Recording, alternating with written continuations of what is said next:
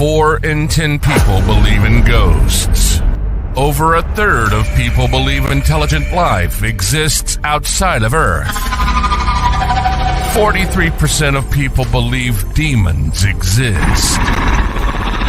There are unexplained phenomena happening daily around the globe, and we are here to talk about it. Your portal into UFOs, paranormal, cryptids, the supernatural, the mysterious, the unknown. I see you. This is Beyond the Radar, and this is your host, humanoid Tom Cahue. Hello, everyone. Oh, does that just get you right in the mood? Right, doesn't it? Yes, this is Beyond the Radar. Welcome. My name is Tom Cahue. You might know me from Chasing Prophecy, or also labeled Paranormal, but here is my very own time slot on UPRN. So I want to thank everybody for tuning in, and we have a wonderful show for you. We have a wonderful guest. We have everything that you're going to want to need in the paranormal realm. So get ready, join up, and just hang tight, because we're going to have a wonderful ride. We're going to have a wonderful time. And we're also going to talk about things that just we question, that are beyond the radar, that are different than the mainstream news covers, and stuff that are on the fringes of everything. So what I would like to do is touch on everything that maybe we don't really know about, maybe we don't really have a grasp of, and stories that interest us and our certain demographic here, but also interest the population as a whole. So we're going to be delving into a lot of topics. I'm going to have guests some weeks. I'm going to just be here talking about news stories over the past weeks, and we're going to do a wonderful we're going to have a wonderful relationship together. Please listen. This is an interactive show. Please hop on, comment, like, subscribe, text. We have our very own text board. You can text your questions into anything and everything, and even for our specific guests. So before I introduce her, I have a little read I have to do. So sorry, I should have done that in the very beginning. Already messing up here. So let's see.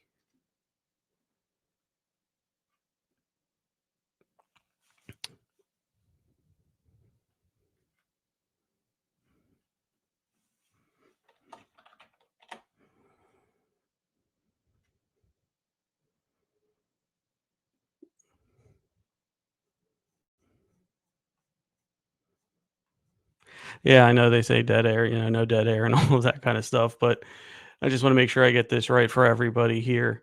So let's see. Here we go. So, okay. Welcome to Beyond the Radar. We are broadcasting live on the United Public Radio Network and UFO Paranormal Radio Network 105.3 on the Gulf Coast and 107.7 FM in New Orleans. We are also live on Roku TV.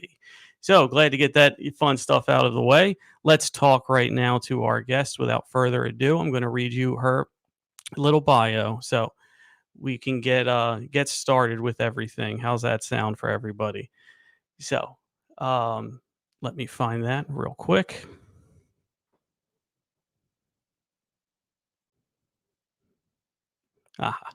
So, Joann Fawcett is a native Californian, now living in Portland, Oregon. She is the mother of a grown daughter and a proud grandmother of 3.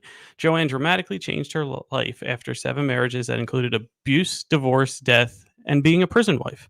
She left the Mormon church after 30 years and never looked back. She found her gifts, strengths, and inner power, learning that dreams do come true. Joann never believed in UFOs, aliens, or fairies as a child. In her 20s, she felt the presence of ghosts. Since the late 90s, she's embraced the world of UFOs, aliens, elementals, and magic. In finding this new path, she remembered her strengths, gifts, and inner power. Midlife Magic, a memoir and her first book, is the story of her journey. Her passion is to teach others about this world of wonder. So without further ado, let's welcome Joann to the show. Welcome, Joann. Hi, how are you? Good. I'm doing well, doing well. How are you doing? I know there's a time difference, so how's it over there? It's a beautiful afternoon in Portland. Thank you. There you go. It's always a wonderful place. I've heard so many good things about Portland. And, to start things off, I am a cryptid lover, so you're right with my Bigfoot. So a lot of respect for you there too. So Wonderful. yeah, absolutely. So let's get into it. I'm very happy you decided to join us. I'm very happy you wanted to be on the program. So thank you for that. Well, thanks for Um, asking. Absolutely. So a wonderful one of my first questions after reading your bio and then having a few conversations with you before here is you weren't a believer from birth, right? You didn't really No. believe in that stuff as a child. So my first question to you was there a moment that switched you over? Yes, and I Okay. always tell people, I grew up in the 50s and 60s, so we were watching the B Martian movies. And it's like, ooh, Yeah. that was scary, but who believes that stuff? And then in the late 90s, I met my last ex-husband, who is the prison inmate. Okay. But his military career involved, he and his dad were involved with military space activities, flying out into space, dealing with aliens here on Earth and in space. So over, not the minute I met him, but after a couple of years or so, I was typing up a manuscript of his that he'd written about a space mission. Mhm. And it's like, oh, okay, I'm reading about aliens and about going out into space and having a space battle. It's like, what is this? And Wow. so then he started telling me about his military career, and that launched a whole new path for me. It's like, well, why not? Why couldn't this be true? And then hearing it over time from the military perspective, not just, my civilian friends, it's like it made a lot more sense. And it's like yes, the military's hidden a lot of this stuff. Obviously, we all agree on that, or most of us agree on that. They've hidden a lot of stuff over the years, but I learned a lot from him. So that's, I would say in the late 90s. So I was in my early 40s. Okay. All right. Wonderful. Great answer to that. And I guess that does make sense because like you only have your frame of reference from everything until something or somebody imparts a different knowledge on you, and then it's up to you to make to make an informed decision. But Right. that's really wonderful. And you know, you're kind of hearing it a little bit better than we are. You're hearing it kind of from like the horse's mouth and things like that with a a military husband and somebody in the know, really. Right. Somebody who's really down deep in it. And so, we shouldn't do this. Everybody's opinion should matter, but let's be honest. When somebody with a reputable job, let's say, a reputable person has an encounter or a story that they tell you, we tend to believe them a little more than somebody who we might not look like we would agree with, right? Isn't that Right. right? Correct. Yeah. So when you have somebody in the military or a police officer, a firefighter, a lawyer, somebody that has a reputable job, profession, things like that, it shouldn't, but we tend to believe them. You know what I mean? Right. Now I work in IT. So if I come out with some kind of crazy video and things like that, or if I'm a graphic designer, a web designer, a media person, you're going to look at that person and be like, well, they have the means and the tools to fake something like that. Isn't that how it goes? Right. So Right. I really do appreciate, we got to get back to talking to each other, one, and True. interacting with each other. But that's a wonderful answer because I love that you got brought to that conclusion by somebody instead of them trying to make you know it. You know what I mean? And you were able to Right. entertain And your own. the over time, it's like I have seen some parts of his DD-214, that the military documents that Mhm. say what you're ordered to do and who you're assigned to. So it does imply that he was indeed doing that. And other UFO researchers who are my colleagues, as you would say, in that community, looked into his background. So, because you could say, well, this guy's in prison, so why should we believe anything he says? Well, yeah. So that's where I thought you were going. But that, you know, people have gone beyond just believing me and looked into his background and have found, you know, at least that part of his background is true. There's other things that he wasn't so truthful about, but that's why he's an ex. But anyway, we won't go there. That's not the topic of today's discussion. And it was interesting too, because in 2004, he had said, well, there's this UFO conference happening in the San Francisco Bay Area. You might want to go. And oh, by the way, see if anybody's talking about reptilians. Like, okay. And I sat and listened to these people for the first time. It's like, wow, and then it was really fascinating to me. And then I met another researcher who's written several books, and he'd written about several of the same. And he got his information from a lot of Freedom of Information Act type research. But he had written about several incidents that over here I'd gotten my ex's input on. You know, well, they both are talking, oh, this is a real incident. And this guy knows it from, you know, articles or whatever research he's done. And oh, by the way, my ex has written about his involvement in that, or his dad's involvement in this. Like, so it's kind of, you know, validating. I have had validating things happen over the years. So. Yeah. I really appreciate that. And no, I wasn't going to go into the prison because one, not all liars not everybody in prison is a liar, and not everyone on the outside is truthful. So, you know, we do have to make our own distinctions there too. True. So on the, you know, predominantly a UFO show, and I think we're getting there. I think we're getting there a lot quicker than post disclosure than where we were at for the last 7-8 years prior. But how do you feel about this certain shift in UFOs, like post the Vegas, you know, UFO encounter that was on like body cams and UFO and 911 reports, and then the disclosure hearings? Are you feeling like maybe the generation below us is not doing this disclosure, the secrecy? Do you think this area of disclosure is growing? I think so. I mean, I was more active in the community before COVID, you know, and then that kind of shut everything down. And then, you know, I moved away from California, so I kind of lost touch with, I mean, I'm still in touch with a lot of those people, but I was no longer being asked to speak at all a lot of the conferences and stuff. And so, but I do believe, because being active in that community for, you know, 10 or 15 years, I think the better part of disclosure is happening at the grassroots level anyway. And it has grown, you know, since I've been involved with it. And, you know, most of the people that seem interested in it are, you know, people in their 40s and older, it seemed like, but I have noticed younger people showing up at different conferences. So it's interesting to see who's interested and who's not. But I think, yeah, and again, I was bringing to it a different perspective than just, oh, I had a UFO sighting, which I have had my own. So at least I can add my own validation to that. But I also have knowledge as well. I can tell you what different aliens are like. And, you know, and then I have a more spiritual perspective on some of it now too. So it's like, you know, what I know and believe in has grown. So I'm sure. And when was it? Was it a conference in Laughlin, like before COVID, when the Navy guys with the Tic Tac incident, started? So it's like, and I met those guys, love them. And it's like, okay, finally, you know, we're going to get somewhere. But again, the government, they're just not prepared, or they're not willing to, they're not really going to spill all the beans, because the government has known all this stuff for years and years, and the military has been involved with it for years and years. So they're just not, they're not going to disclose it unless they absolutely have to, I think. Yeah.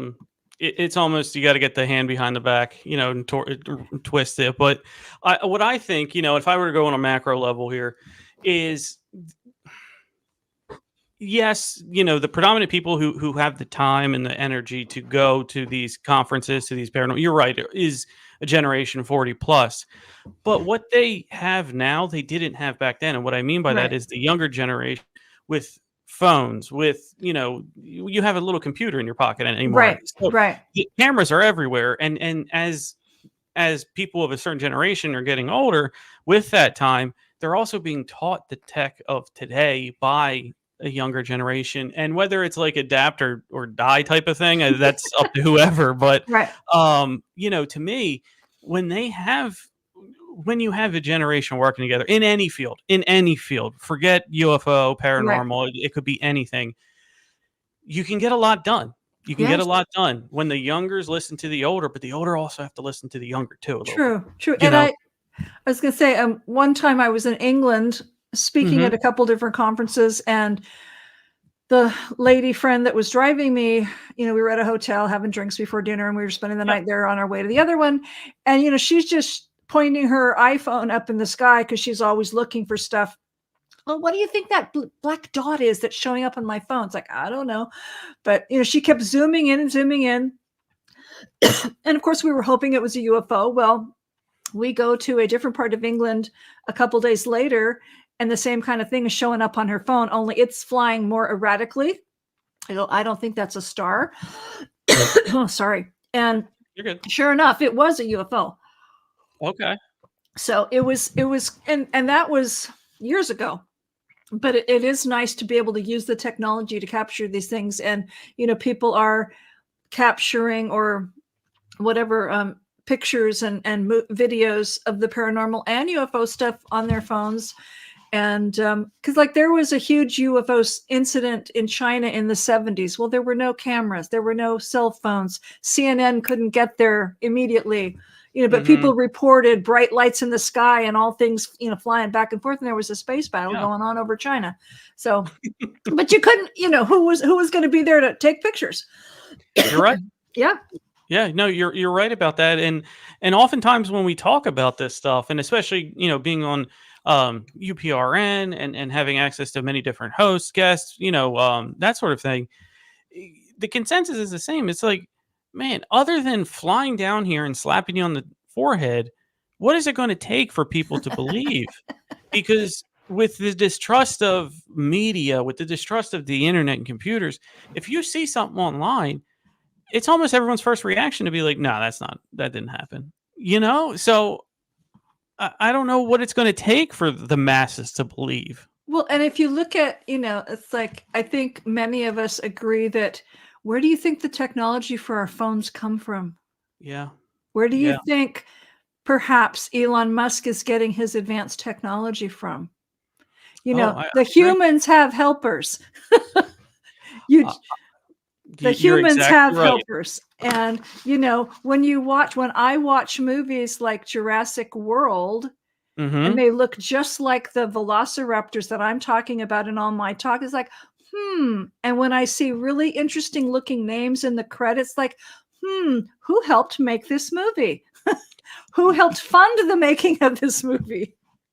You're exactly right. You really are, because I'm not spilling the beans on anything. I'll bring this guest on to say for themselves. You know what I mean? But I've talked to people who will stack of Bibles, put their hand on it, and say, I know people personally, not I've talked to, not I've email or pen pals with, but I know in real life I've talked to, I've seen, and they work alongside aliens in the contracting world, in the military, in certain military bases. Right, Pat. And, other ones as well. I'm not just using that, but this, because how are you going to tell me? And I'll give you one short example. Sure. How are you going to tell me that you have two drunk brothers at Kitty Hawk in 1902 laying down on the hull of an airplane with a stick, and the other one's pushing it from behind, and you fly for, you fly for 12 seconds is what it was. And then 30 years later, you have transcontinental flight. I'm all for progress. Believe me, I'm not trying to shut anything down. Let's keep it going. You know what I mean? Let's get the tubes and send us to, across the country in a half hour, right? I'm all for that. But you can't tell me when you have the previous 1900 years that you can't do it. And you have the greatest minds. And I mean the greatest minds. Look at all the flying contraptions from Da Vinci and Galileo and things like that. Real smart individuals who who did it on their own, didn't need computers, first of all, but that's neither here nor there. But you have some wonderful, smart people that couldn't get their ass off the ground. You have a couple of drunk brothers, which it's the power of alcohol. Let's not lie. And, but then you go from there until transcontinental travel, not 12 feet, but 1,200 miles, Well, and then, we had to have had help. Yes. And Tesla, many people agree or believe that, I mean, he was talking to aliens. What was that, like in the 20s? Yeah. So, oh, yeah. Yeah. The help's been here. And again, if you look at medieval paintings or Renaissance era paintings, don't ask me to date them. Sometimes you can see an UFO in the painting. So it's like they've been visiting this planet for thousands of years. So you're exactly right. And if you say Renaissance, we know what time you're talking about. Yeah, it was a long time ago. I'm not going to. I'm not going to be that type of host and make you be like, "What year was that?" No, you're good. I don't know. So, Renaissance to me means a long time ago. Yeah. So, you're absolutely right. That and Tesla, man, we backed the wrong guy. I mean, you could have wireless charging everything, but there's probably not a way to monetize it. Again, neither here nor there. So follow the money. Yeah. But right now, if you want wireless charging, right, for your phone, you have to have it on the damn thing or within a few inches, right? So he invented that in 1860 something. Too bad we were in the middle of a war, but still he invented it around that. But, that's just something that we had to have had help on. How can we communicate internet via Wi-Fi? Radio signals, television signals across bands, you know what I mean? And we don't know how to do anything else with it because we're only brought to where they're bringing us. Right. You know what I mean? We're only brought to the point in us. And to me, and here's the real question. I want to pick your brain on this because this is a good conversation that we got going on right here. I want to pick your brain on this. What do you think we had to give up to get that? People. Yes. I don't even have to think about it. We gave up people. If you had to put a number on all time, yearly, what do you think it is? I would say millions, because just for a small example, in 1961, there was an interstellar treaty conference held in southern England with at least 100 alien species. My father-in-law helped organize it. He was in charge of security. The British Prime Minister and he was president. President Kennedy authorized it. And the civilians didn't even know it was happening, but I've been to many of the sites where it happened. And my ex was 6 or 7. I think he was 7 at the time. And he was one of probably 3 human children that were allowed to be there. He and his girlfriend, and Prince Charles was there he's now King Charles, but Prince Charles was a teenager and he was there for the opening ceremonies.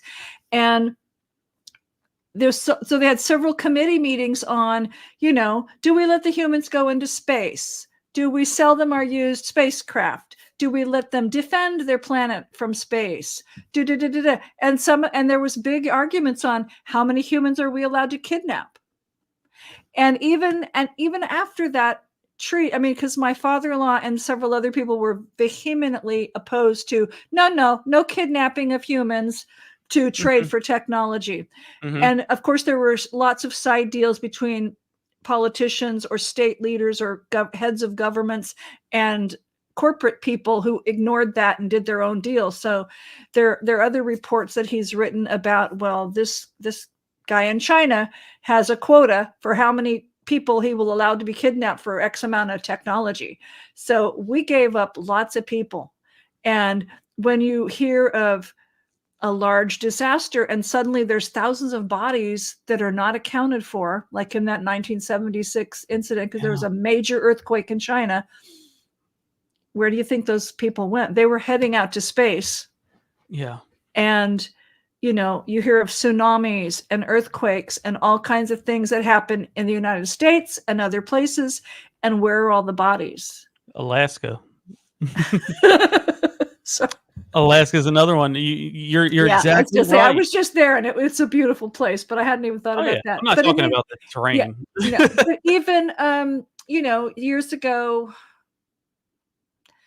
in the Middle East. And what's the country that starts? Oh, Syria. Okay, what's the country that starts with S? Syria. Millions of people were leaving as refugees. They either went like towards Europe or they went like maybe towards Turkey. They didn't all get to where they were supposed to be going because you didn't have millions and millions of refugees ending up in those countries. So where do you think they went? They didn't stay on the planet. See, you're exactly right, and this is why I wanted to have you on here first because you speak so matter of factly, and you know this, I do. with your ex and the military, and just pillow talk, I guess, about these type of things. This is why I want to have you on because we need more people like you to open their mouth and talk and get their stories out. And if you combine my paranormal experiences, because I regularly talk to the other side through a channeling medium, and I have talked to his dad who died before I met the ex, and he's confirmed and even added new details to what the ex, because he couldn't even tell his son everything that was going on. But, he's confirmed and added other details about other conferences and things. So, that's another validation I have. Whether people want to believe me that I talk to spirits, I don't care. But, it's like I have validation from many sides. And, and I have one of my spirit guides is a non-human. So, yeah. Oh, I know. It's just pretty cool. Yeah, nice spirit guide. He's like, well, take your fourth arm. And you're like, well, I can't. But no, I'm kidding. But what I wonder, and let's kick around a little hypothetical here. Sure. You have Syrian refugees, obviously Americans, Chinese. Was this number determined on a global scale? Or are there, God, I don't want to sound this way, but are there benefits maybe to certain races that they might want? Oh. Like you can take so many races, Earthlings certain races of Earthlings that the aliens might. Yes. And this is not coming from me as a racist or anything, but I've heard maybe they don't necessarily kidnap certain races over others because they don't like them as much. Yeah, and I've no. You're just no. Believe me, you're just talking about demographics and things like that. Right.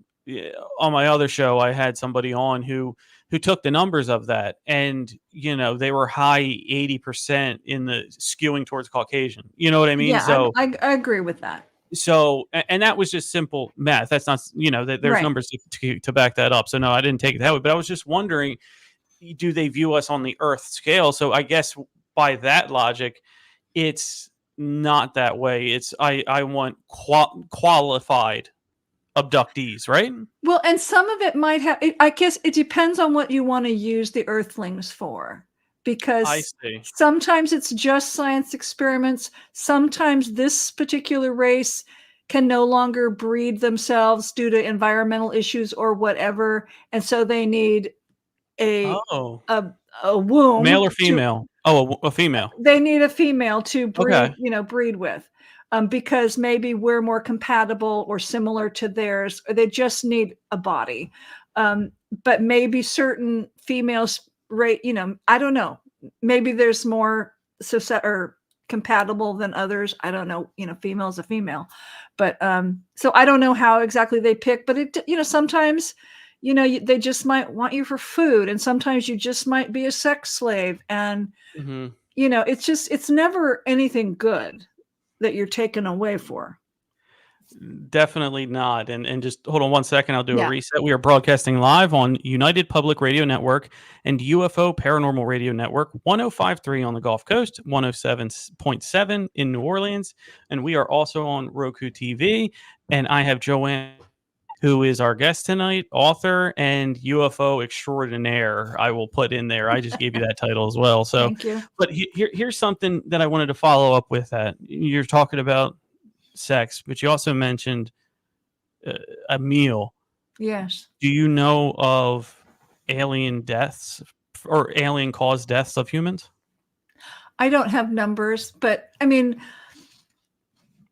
don't have numbers. But for example, but do you know that that's one of the things that they would want a human for? Yeah, several of them like to eat us because we're tasty. Oh, wow! Yes, we are tasty apparently. Okay. And our friends, the velociraptors, are actually, that species is real, and they originated on this planet. They still look like velociraptors. For years and years and years, they were not necessarily our friends, because when they lived here, we were just rodents, and now they left the planet for millions of years and came back, and now we're running all over the place. But they decided to be our allies, and they work currently with our military when they're needed. But there was a certain point where their empress had to say, okay, stop eating the humans. We need to start working with them now. So they've tried to, curtail, unless you really piss them off, or you're their enemy. If they're helping the United States, and our common enemy is maybe the Russians invading Ukraine, or who's ever invading Syria and all that, it's like, then they might eat you because you're the enemy of your friend that you're helping. So they don't eat you so much anymore unless they have to, or unless you've seen them and you're not supposed to, and because that's the easiest way to get rid of you. But there are other species that still probably eat us regularly, I would imagine, because we're tasty. But I take pride in being tasty. No, okay, good. We have a question on our text board. I got a text question. Yay. So first one, yes, thank you so much. This number. When you were talking about the velociraptor, they wanted to know, do you think any of them are in the wild or left here not with a mission? They have 4 to 5 bases, or they used to. I think they probably still have them again. They have 4 to 5 bases here on the planet. And so before COVID, there were thousands of them here. And sometimes the ones that don't live here, they'll come here for vacation because it's such a lovely planet. And lots of species like to come here for vacation, and it's easy to get here because it's kind of in the line of, there's a long L word, Lagrangian or something like that point. So there's a technical point, a term for why they let this is kind of a good stopping off place if you're going somewhere else in the universe. But so we're like a rest stop almost. Yeah, kind of. Yeah, I would say that's what I think of it. So species do come here just to study scientific things. Species do come here for vacation. They don't really want to be seen. But so sometimes I am sure the velociraptors are here, but a lot of them are here as part of, they've been assigned to be here, is my opinion. Okay. So. Now, when you talk about reptilian and things like that, and the velociraptor, how we just been talking about, their leaders, how you mentioned, are they also velociraptors, or are they different types of reptilians? Well, there are at least 6, I think, species of reptilians. Okay. 2 originated here on the planet, the ones that look like velociraptors, and then their cousins who kind of started out looking like velociraptors, and they evolved into a more human looking thing, even though they do have sharp claws still, and they don't have a tail anymore, but they can walk upright, and they're very tall, and they're very human looking, and they're really nasty, and they're responsible for most of the kidnappings that happen of humans. Okay. They are not our friends. They are often involved with maybe Syria invasion, or I can't swear, but I'm sure they were involved with the Ukrainian problem and things like that. So the velociraptors, we just call them raptors, are our allies at the moment. The reptoids that I just described are not. Okay. There's Dracos that live in space. They would like to, kind of take over Earth too. They're not our friends. And there are other very friendly reptilian species that are just really cute that live in space, probably never come here. So, everybody's got their own, species and empire. The velociraptors started here, but they went out to colonize space. And then, they thought they'd only been gone a little while, and then, we've been gone millions of years. But they have a vast empire in space. But they do have, because this is their home world, and they're not happy that we've messed it up so much environmentally. Us tasty things too. That doesn't help our cause at all. We're messy and tasty. We're messy and tasty. That's the theme of this episode. So, so real quick before we move on. what percent? Give me a percentage out of 100% are good versus bad, different races of aliens. Oh, Like, are 70% good? Or what would be? I don't have it. I don't know, because Okay. I know there's hundreds of species out there. Okay. There's reptilians, there's humanoids, there's insectoids, there's things that are gaseous, there's things that that exist in water. And I don't know the names of all 200. I know at least 200 different species have come to 2 different big conferences, but and I only know a smattering of them. So I'd hate to, because I don't want people to think I'm giving a wrong number, but and I tend to know more about the friendly ones, just because that's what we talked about mostly. I know a smattering of some non-friendly ones. So, and I used to give, one of my favorite talks to give is describing different aliens, but I know there's a lot more. But. Wonderful. Okay. So let's shift a little bit from UFOs. And when you were talking about ghosts, and you were in your 20s when you could start to feel the presence of ghosts. Similar question. Was there something then that kicked it off? Like, was there an encounter? Yeah. At that time, I was married to a guy who was a funeral director. And we lived in Southern California, and he had to transport a body of this nice little old lady. Not that I knew her, but she was nice.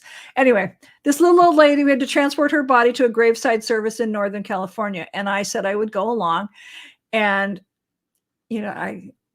I'm so irreverent at them sometimes, but it's like, so we're driving from Southern to Northern California, taking a nap in the van, and the casket is right there. So it's like, it's like, who does that? Anyway, so that's a what am I doing moment. I know, in life. it is. And it's really uncomfortable, because it's not like there was a bed in the bottom of anyway. So we're doing this, he's doing this little service, and there was maybe 2 relatives there. The lady was old, her relatives were old. And but I'm standing there being the supportive wife, and just having presence there, and all of a sudden the lady's spirit just is there, and it's like, whoa. And it wasn't like I could see her, but I could feel her, and I knew it was her, because I go a lot with my gut, and it's just like I'm thinking, hi, how are you? It's like, type of thing. And it's not like we had this long conversation, but it was more that I could feel that presence, and I knew that was her, and she was happy to watch her service, and it was peaceful, that kind of stuff. It wasn't like she was scared and now what do I do type of thing, and I didn't have to say, here, go to the light, that kind of. It's like, it was just really pleasant to feel her spirit. That's wonderful, and very sweet. Like, she had accepted her transition. Yeah. And you do hear about like some people who don't know that they are dead, and they have to be guided into the light. So it's refreshing to hear that side of it, because there is something beautiful about accepting your own anything in life, really, but death is the ultimate one. Especially if it was sudden. Yeah, because I mean, being depressed and sad doesn't even touch it if you were like gone in an instant, but still remember your family.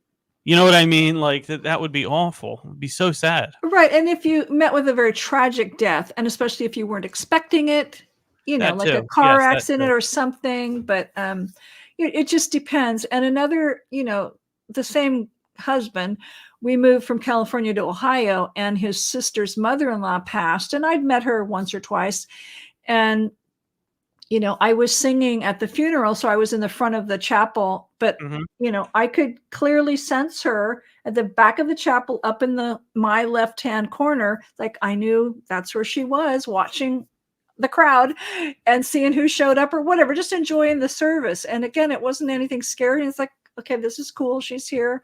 I don't need to make a big deal out of it, because why would, we were all Mormons. We all believed in afterlife. So, it's like, but it was just cool, because most of the time at church, that's not what you're talking about. You're not talking about, well, Aunt Julie just sat down to dinner. So, You're right. Each religion has its own way to view the afterlife, and it seems like they all have a little bit of it wrong. But, Yes, and especially now that I talk to people on the other side, or it's not even another side. It's just, it's just there. And at least the one thing about the Mormon church is, like, they teach you that I mean, yeah, they teach that there's heaven and whatever, but we won't go there. But it's like they also taught that the spirit world is just like right there. It's just, it's just right here. It's just we can't. It's like another dimension. You can't really. They don't call it that, but I know that. Yeah. It's like you just can't reach through and touch it necessarily. So. And I think that gives a little bit of, well, I mean, anybody can be entitled to how they feel, but to me, Right. it gives a little bit of peace to know. Here's what I'm about to say. The more people I talk to that can communicate with the other side, the more I hear the same story. And that's peaceful. And that's honestly refreshing to me, because if you hear everybody has a different thing to say about it, it makes it less credible to me. But when everybody says the same thing that has these gifts, and they have these realms that they can communicate and talk to and say the same thing. Oh, they're right here. Oh, there are lower vibrational energies. Oh, if you just wear religious peace, it's more, they won't bother with you. It's, there's easier targets. How to protect yourself during meditation, how to protect yourself, through trying to reach your own higher vibrational self. Everything on this planet's vibrational. So it seems like it's all wrapped into something that we can beat around the answer, but not really get there. So, but it is refreshing to hear all of the stories and talking about that you shouldn't fear death, because we all get older. We're all going to go. But when you have that, at least knowing a little bit of it, it can make your days here more peaceful, because there are a lot of scare tactics in the afterlife. And what's interesting is, I mean, I've talked to my mom and my dad and my ex's dad at great length, and several other people. But one of the beauties that I love is that, you don't necessarily stop learning, if you choose to keep, if you're open to learning new things, it's like that doesn't stop just because you don't have your body anymore. It's like my mom is like, okay, you were pretty cool in when you were living, but now she's like talking to me about quantum stuff, and just like, what? That's nothing you would have talked to me about when you were alive, because you wouldn't even have known what that word was. And neither did I when you were alive. But it's like, it's amazing, the possibilities. They don't stop just because, your body and your spirit aren't attached anymore. So yeah, I mean, it all seems to be relative, right? It all seems to be around, and it's a journey, right? It's a journey. And everybody, every single major religion and every single minor religion will at least have that part, right? That this is a journey, and who you are isn't supposed to be who you be when you go. You know what I mean? And that sort of thing. But it's on us to help grow ourselves and learn the lesson we were put here to learn. True. And I've had a few. I'm sure you have a very interesting bio. I'll say that for sure. So speaking of the bio, you mentioned elementals. Yes. I'm not too familiar with that. Can you give me I can explain that to me? They are it's the fairy realm in plain terms, but there are several, just like aliens. It's like you have fairies, brownies, sprites, gnomes, trolls, all kinds of different species of elementals. That's the umbrella term. So you wouldn't want to say that everything's a fairy, because that will offend them, and then they might get mad at you. But they're an energy being. There are elementals here on Earth. There are elementals out in space. Many alien species have their own elementals. And the ones here on Earth, again, like the velociraptors, this is their home world, and they love it and they honor it, and they're not real happy that we keep messing it up environmentally. So, I try to spoil my elementals. At my old house in California, there were fairy houses all over the place. There were beds for the inside ones. There were houses for the outside ones. I put out treats regularly. And in my apartment in Oregon, I have a couple of fairy rooms and things, and I still put out treats on certain, days and times and holidays. And, but again, they love Mother Earth, and they're part of the cryptid, they're part of Yeah. the cryptid zoology type thing, because that's Yes, something we can't absolutely. necessarily explain. But they're energy beings. They can also take corporeal form, and I've seen that happen a couple of times. It's not something I see regularly. I usually have only been able to see, one time I saw a lovely face in a bush. I've seen a couple turn into physical bodies that look like little humans a couple times when I surprised them. I have seen their shadows. A lot of times people see orbs, beautiful Mhm. colored orbs. In Yes. my world, those are fairies or Okay. elementals, and they can live to be hundreds of years. And, they're just wonderful beings. And they can help you. They can trick you if you've Yeah. pissed them off.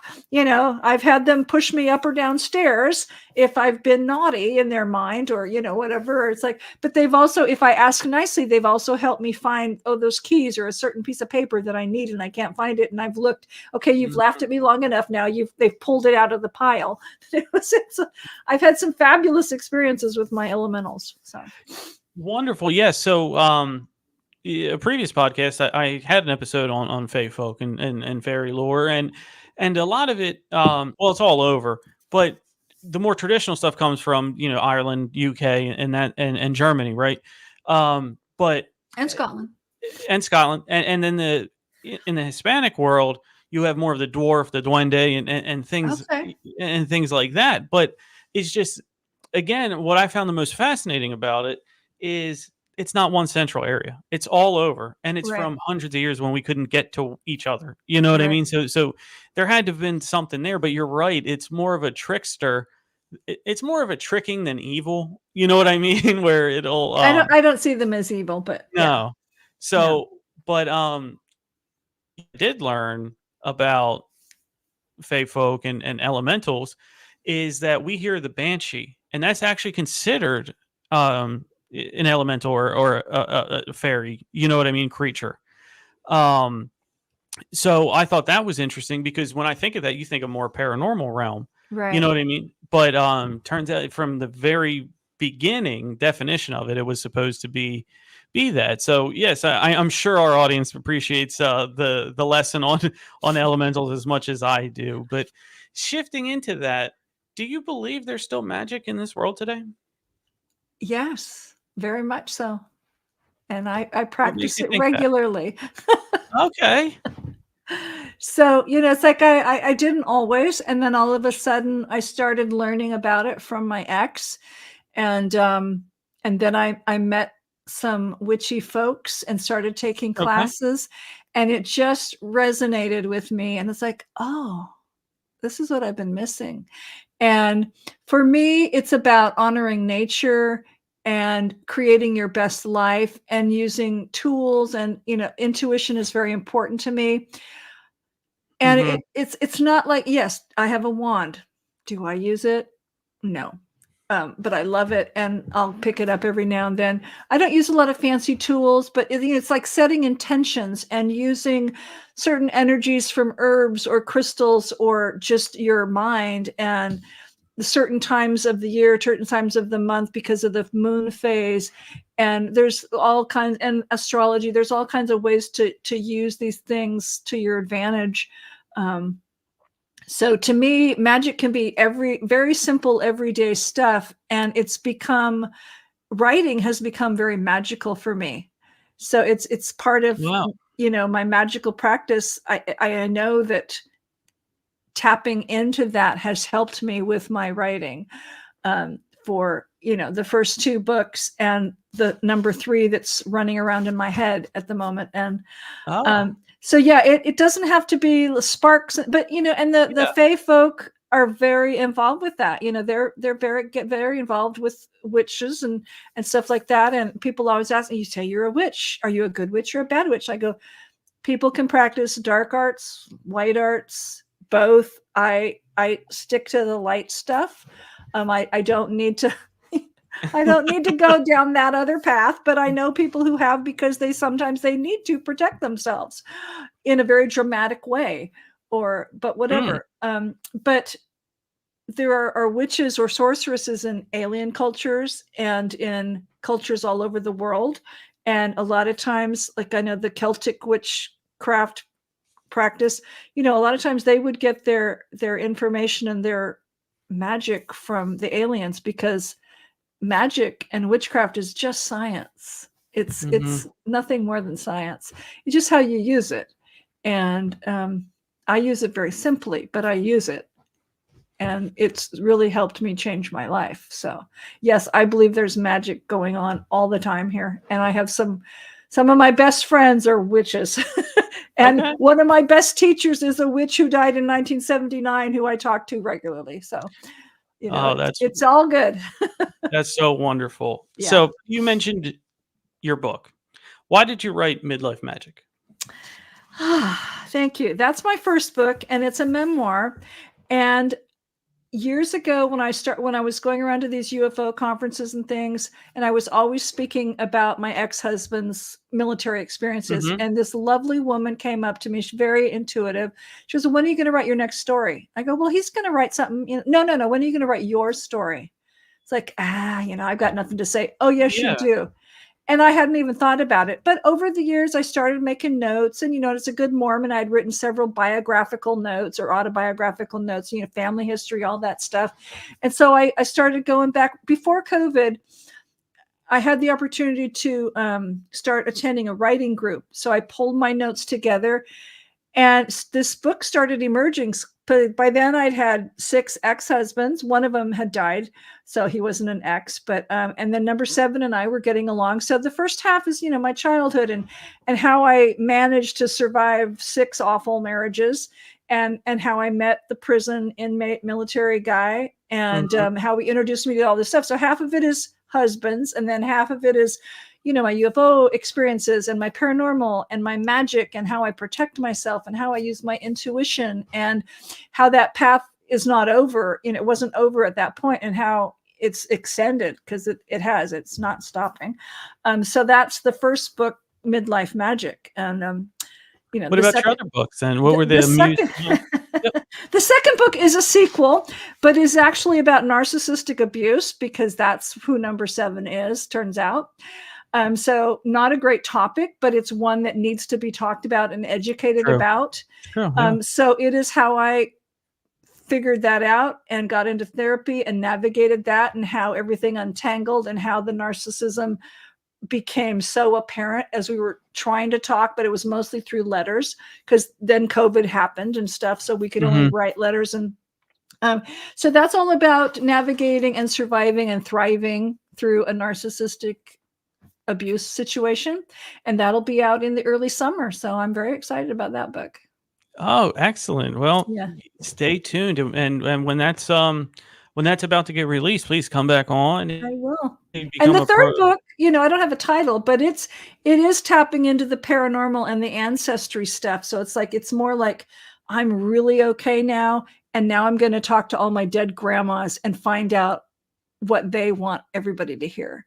Because I feel like women's voices have been suppressed for too long. I love that concept. No, you're right. And I love that concept of getting a message from back then to out now. Yeah. Because I think oral history has just as much of a part on us as anything that was written down. And when you have 2, 3, 4, 5 people, more than one, in a room discussing something, there's just some magic about it. You know what I mean? When you get a good conversation going, there's still magic. I believe in that. Well, and the fact is they're all dead.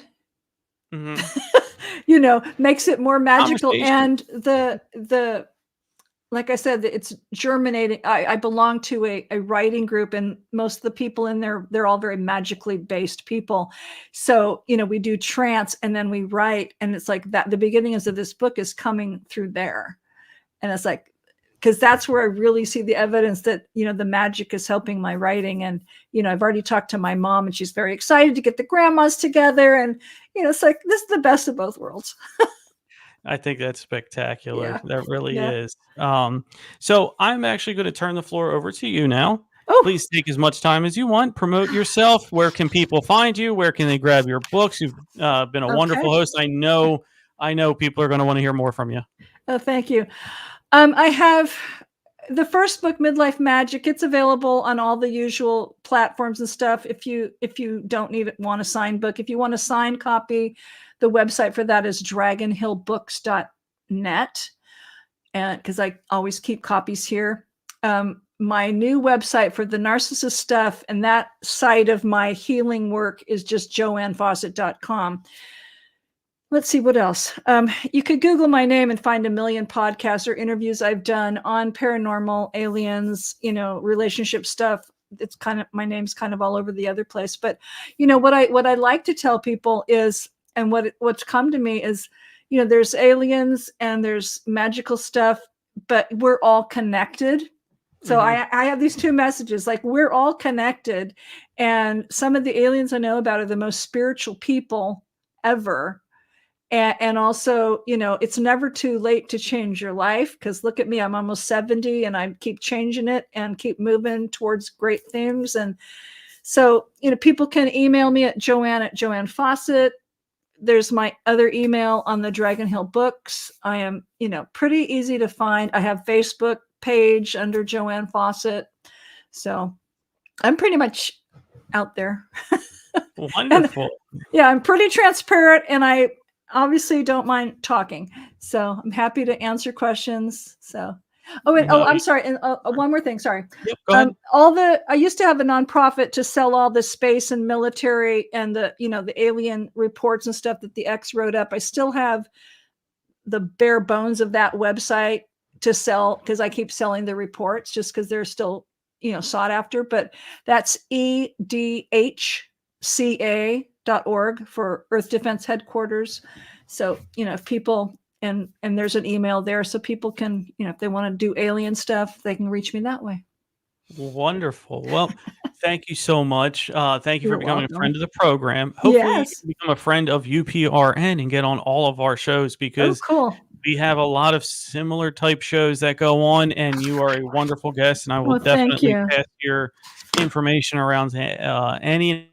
So thank you so much for your time. I truly appreciate that. And I'll talk to you soon. Great. Thank you for being such a great host. This has been a lot of fun. Yeah. All right. You have a good night. Thank you. Thanks. All right. Bye. Bye. All right, everybody. So that was our wonderful guest, Joann Fawcett. Please, you heard all of the places that she's at. Please give her a go check her books out. Write to her, email her. She's a wonderful guest, and I couldn't have thought of a better person to have on for all of you for today at 6 o'clock. And we're moving forward. We're going to be 6 o'clock every Thursday Eastern, 5 o'clock drive time in Louisiana and Gulf Point. And just keep looking for more of the same, guys. Hopefully we can get more text boards, questions, comments in the chat. We're interactive. We're going to be with every single buddy. We're going to get to as many questions as possible. You can reach me personally at tom@beyondtheradarnews.com. Beyond the Radar News. Now I'm going to get into that here for a little bit. Beyondtheradarnews.com is the hub for this show, but also your paranormal news. I host a blog there. You can come check out my blog.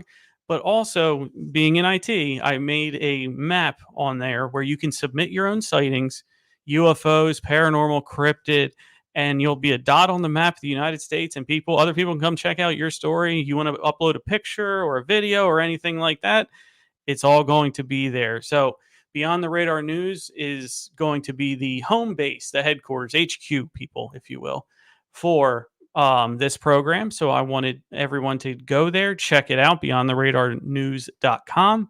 You'll have links to our previous shows. You'll have links to UPRN. You'll have access to my blog, which if you want to hear nonsensical rantings, that's right up your alley, I promise. So please come check out beyondtheradarnews.com. We have a wonderful show coming up for you, everybody, on UPRN 105.3, I'm sorry, on the Gulf Coast, and 107.7 in New Orleans and Roku TV. I want to thank every single buddy for their time, listening, talking, sending in a question even. So we really appreciate everybody having a wonderful time. Stay tuned for the next one. If you see a story you want me to talk about or get experts to talk about, send it on in.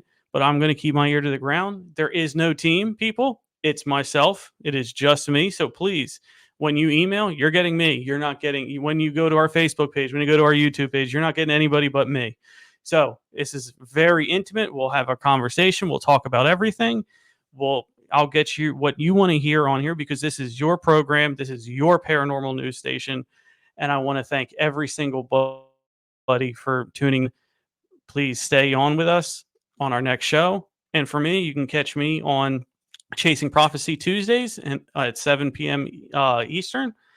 And I want to thank everybody. I'm getting out of here. Stay tuned for our next program and have a great and wonderful night.